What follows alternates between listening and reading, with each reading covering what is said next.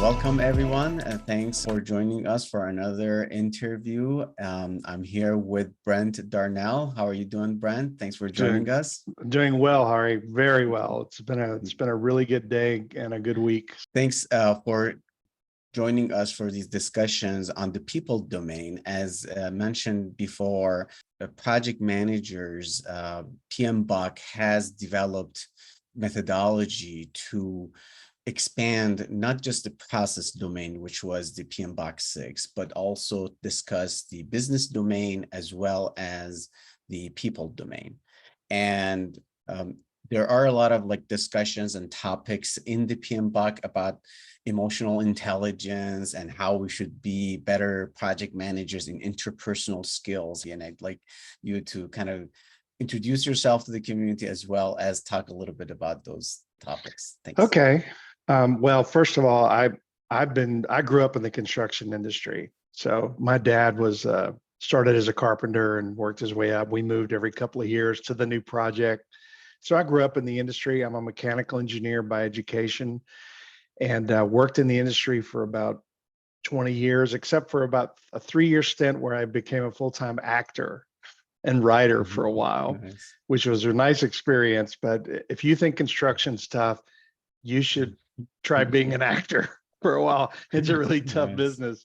So I went back to construction engineering, and then I've been doing my own thing for about 23 years now, teaching emotional intelligence and all those people skills to the industry. I mean, that's all I do now. And it's been quite a journey because we started off just focusing on the emotional intelligence component, but it quickly morphed into a peak performance. You know, it's everything. It's mental, physical, emotional, spiritual. It's everything working together. So our programs now include a lot of physical stuff, like we talk about nutrition and sleep and stress and exercise and how that affects your performance and longevity. And so we do an evaluation, and then we do, it's a long process. Most of our programs we do with companies are a year-long process because you can't teach these skills in a day. And then we also have a physical test that we do. And by the way, let me just throw this out there right at the beginning. Here's some really great free resources that you can start down this road yourself and your companies. If you go to brentdarnell.com/resources, there's an emotional intelligence and physical survey there. I think that's the first file you see. It's an Excel spreadsheet. It automatically graphs the results. It tells you what the profiles that it sees. It's a great start. Now, if you do really in-depth personal development, I would recommend that you do the full-blown psychometric instrument, but this free test is really good. We found it to be very, very well done, and it correlates well with the full-blown instrument. So start there. And then there's all kind of great resources there. There's a book called The Tough Guy Survival Kit, which has chapters like stress management, time management, relationship skills, presentation skills, communication, all of those soft skills, people skills that you need to be successful. So let me throw that out there right up front. It's a great way to start. This work, I think one of the reasons I started this is we kept seeing a really typical profile for most construction folks, especially field folks, which is high assertiveness, high independence, usually higher self-regard, but lower things like empathy, interpersonal relationship skills, social responsibility, which means they don't work well in groups or teams, things like emotional expression. Those tended to be low. And then I thought, wow, there's a real correlation here between this typical profile and the problems we have in the industry with things like team stuff, communication stuff, safety stuff, mental health now stuff, diversity and inclusion stuff. Those all tie in so closely with your ability to connect with other humans and your own emotional intelligence in your profile. So we found that sometimes these profiles, these typical profiles, hold people back in their careers and their lives. And once they focus on the areas that they want to improve to create a little more balance in their profile, they really thrive. They really become, especially the alphas, those high assertiveness and independence and lower interpersonals. Right. When they balance Mm, that with good interpersonal skills, they are unstoppable because yeah. they can drive, but they can also be Yes. compassionate and empathetic and know when that needs to Yes. kick in as well. Right. So you mentioned a lot of things in your introduction, and I love all of it because I can relate to every sentence that you mentioned. I mean, just starting with your career and how you actually went to acting, and you said it was the toughest thing. And to me, I was just looking at some Stanford stuff the other day. They were advertising, go to acting school so you can be a better project manager, because Yeah, sometimes you have to do that. Sometimes you have to kind of go and try to hide that emotions that comes that naturally to you, and exactly. try to kind of assess it and say, okay, in this scenario, although it's unpleasant emotion, what do I feel? Do I feel threatened? Am I feeling degraded? Am I feeling upset? Am I feeling Right. angry? So that emotion, whatever the event is, and that's part of the mindful classes that we do, and Pierre is helping me a lot with that, is that events happen around you. You can't control what other people do. I mean, these winds are Right. around you, and you need to kind of have your own kind of take on how to react to them. And the first thing that you need to do is, oh, I have an unpleasant feeling or unpleasant emotion. Hmm. How do I feel about this, and how should I react to it? And this Hmm. is something that we don't see a lot of our people do. And some of it is acting, like you said in the beginning, it's like, oh, I'm taken back, but I probably should not act like that for now Right. and say I'm okay. But as you mentioned, in the construction industry, we have people from different cultures and different backgrounds coming to the field because it's such a big field, and Hmm. all people don't think the same way, meaning that I started as a draftsman from the office, but I was working in the field as a carpenter while I was going to college. And then as I was doing my university education, I was studying to become construction manager, when most of the people, I was the fifth to graduate from our program, but most of the people in the field were bricklayers and carpenters that became rich, and now they had their own companies. So their background and mindset was not management or Hmm. educational, academic. And then there were other people that had a lot of money, and they were hiring lawyers to do project development for them. And then you had human resource people thinking that they have the people skill to work with teams and crews. And the thing that I found to be the main problem in most of our construction industry is the people in the office don't respect people in the field. The people in the field don't respect people in the office, because they Hmm. have two different culture, two different mindset. They have two different kind of world that they live in. And to bridge that, you need to Right. have good empathy and good understanding with emotional intelligence of how to bring the two groups, or even more than that. That's the quality PMO discussion that I have, is that project management office is not just project managers, it's managers, professional managers working together on a project. Yeah. So how do you help companies and teams in becoming better and more effective through Mm. your kind of consultation and the work that you've done so far? Well, it starts with an evaluation they can do the free one or we can do the full blown psychometric instrument. And then we look at every individual and say, okay, where where are the places that you could work on to be better?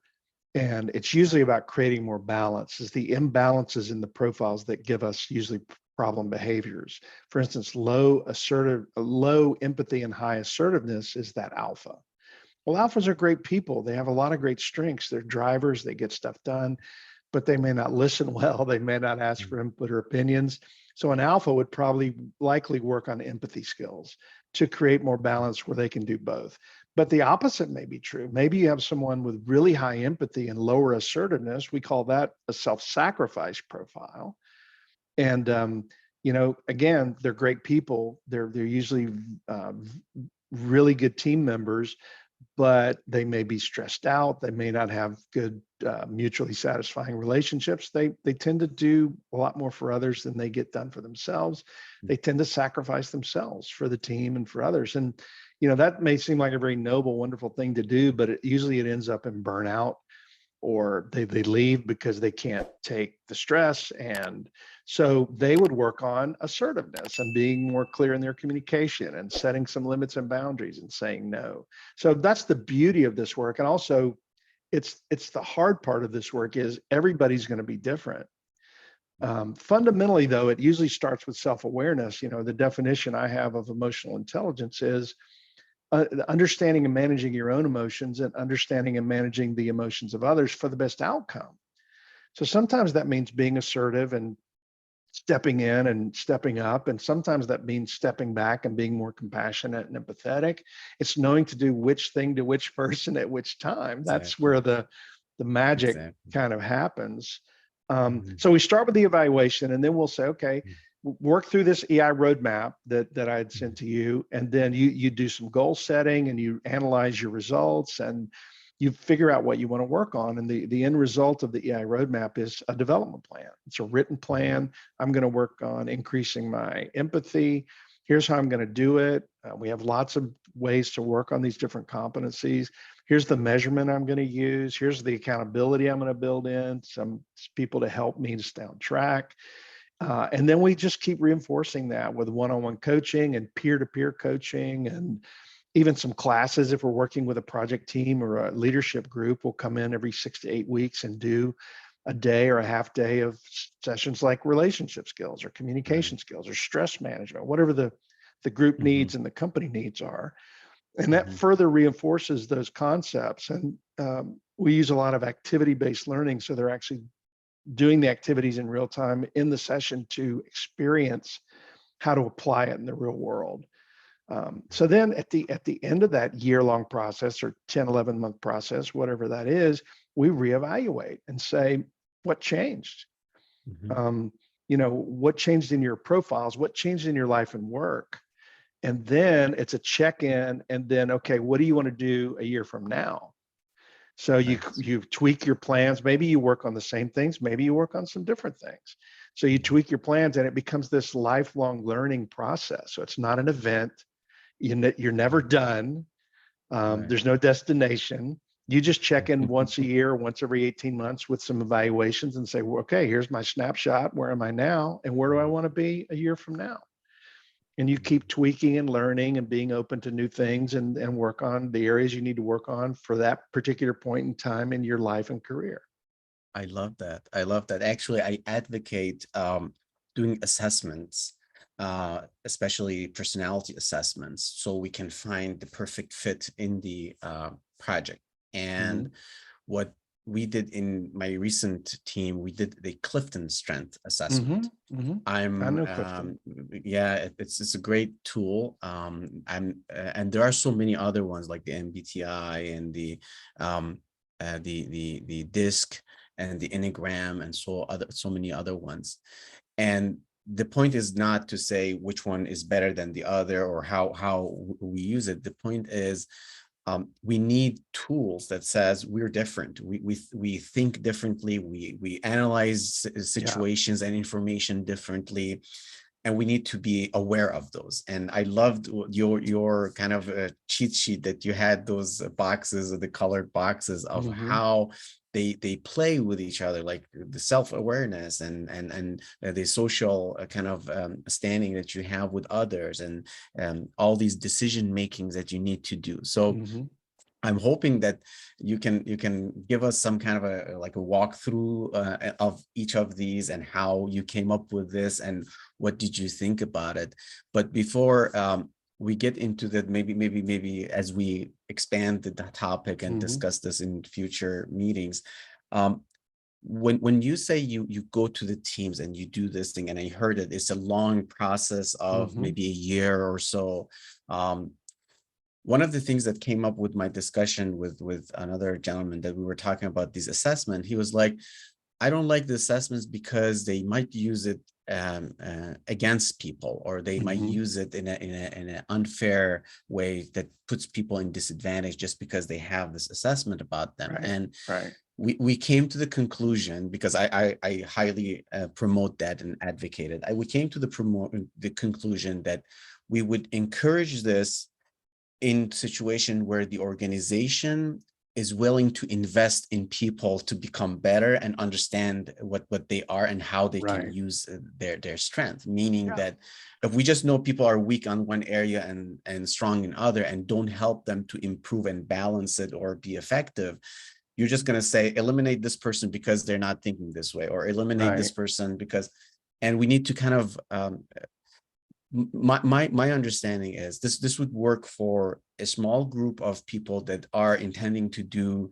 an activity or project together for a period of time, or for a strategic move by the enterprise, meaning that they want to change the CEO or the Right. CTO or things like that at that high level, and they want to bring those people to work together, or the future leaders to grow themselves into those roles for the future. Right. How has been your experience? I mean, when do you think it's the most effective time for you to get in, and for what type of teams you've Well, had the most success? first of all, we tell companies we don't share the information and the evaluation results with anybody. They don't have access to that. It's only for the individual. We make that clear up front. We don't share any coaching topics that we discuss. So it's all totally confidential, so that we get better results from the more accurate results from the evaluations, number one. And sometimes top leaders will say, hey, can you show me this guy's EQI? And I'll say, no, I can't. But we've also found that most people are pretty open about that. Like they share with each other. They'll say, wow, I scored really low on empathy. You know, I think I need to work on that. They're very Yes. open mostly about it. But the ones who aren't open, that's cool. We Mhm. just say, honor wherever you are. Mhm. Um, but it's so true. I just finished a book not too long ago called How Emotions Are Made. And she talks about, there was this concept of that universal emotions. She said, you know, universal emotions just don't exist. There is, they don't. Everybody, there's a huge spectrum of how people experience and express emotions. So you have Yes. to, just like you said, you have to honor those differences and understand those differences and make sure that you're taking those into account. So that's the first thing, totally confidential. And the other thing is I love that. we really look at you know, there's several even personality tests, well-known personality tests out there that are not validated. They've never been scientifically validated. So the test that we use for the emotional part is based on the Baron EQI, which is completely validated. It's scientifically validated. It even has a 360 version that you can use, where you can get other people's input as to, Nice. you know, what they think of you, which I think makes it a little more accurate. You can get a little more accuracy there. And so again, we start there, but mostly it's either a project team or a leadership team, and they want to come together as a team. Well, that's a function of your own emotional intelligence and how you connect with other humans. And everybody may be working on different things, but the ultimate goal is human connection and being Yeah. able to understand those differences and appreciate those differences, and be able to function much better as a team. So Nice. um, I, I love the fact that you said about the confidentiality, and how that plays a role in the retention of people in the team when they are working together, and you realize that some of them are burning out, or they're under pressure, they have high emotions, that because this is what I tell my teams, is that long-standing teams are quality teams, meaning that mhm, if you are long-standing and you're working with each other for multiple iterations, you right. get better as you understand each other, you work with each other, and you can improve your processes and how you do things. So long-standing team is very important to me. However, we see in organizations that every time there's a little disruption or volatility in the market, whatever it is, either people leave or we Mhm, lose some talent, and all the time and energy that was invested in this person to work in a good function with the rest of the team is just wasted. It's just gone. Once a person leaves the team or a new person is introduced to the team, the whole dynamic is changed, and you really need to kind of work again through all those, we call them the storming phase of the Tuckman ladder. Exactly. Yeah. And you want to shorten, I mean, you're going to hit the storming phase no matter what, right? Exactly. And every time somebody leaves or somebody comes in, you kind of start over. Mm-hmm. But you want to shorten the storming phase. That's the whole goal, because you want to Exactly. get into the norming phase as quickly as possible. And assist those people. I mean, this is what I was telling the HR responsibility is, you need to be besides these people, because they're introduced to this new team and they already know their own way of working and how they work and function with each other. And this new person is just lost in the jungle trying to make sense out of this. And they need support. And the HR, I think, I like the part that you said about confidentiality, that it's within the HR department, but they can help and guide the team and the people with the information they have. Actually, I used to do a lot of business process improvement, and I would try to find root causes by talking to individuals, the project managers, people that were doing the actual work. And you won't believe it. I mean, I would say exactly what you just said. I said, I'm a doctor, and like a doctor, everything is confidential in this room. You can just tell me whatever you want. I'm not going to mention your name or any references. And we would go through the different issues, and they would cry in the meeting. They would they feel so comfortable to show their emotions and how they were upset about certain things. After I would give the report, they would recognize oh, this is the problem from this area, or this is the issue that is happening here, because they knew the stuff. But for somebody who came there for 3 days and knew all the stuff, and they were there for 30 years and they couldn't feel it, that's the part that I say, this is the difference between a person that knows this stuff and a person that feels them and kind of knows that it's happening, but doesn't know how to use the right tools to fix it or to make it more effective for the organization. Exactly. I know we went over our time, and we took a lot of your time, but I want to get a rain check for our next Anytime. event. And hopefully we can go through this whole entire road EI, and how it's going to be effective for teams, because a lot of companies don't realize the benefit of this kind of stuff. And I think these videos are going to help them identify what is in there, what should they expect, and how this is going to add value to their organization. Yeah, absolutely. And it's so astounding to me that people always talk about high performing teams. How can you have high performing teams if you don't have high performing people? Exactly. You got to start there. Great. Yeah. And improve the performance. Exactly. So thank you very much, Brent. Thanks, I appreciate your time. It was great talking to you, and I hope we'll continue this discussion very soon. Same here. Thanks so much.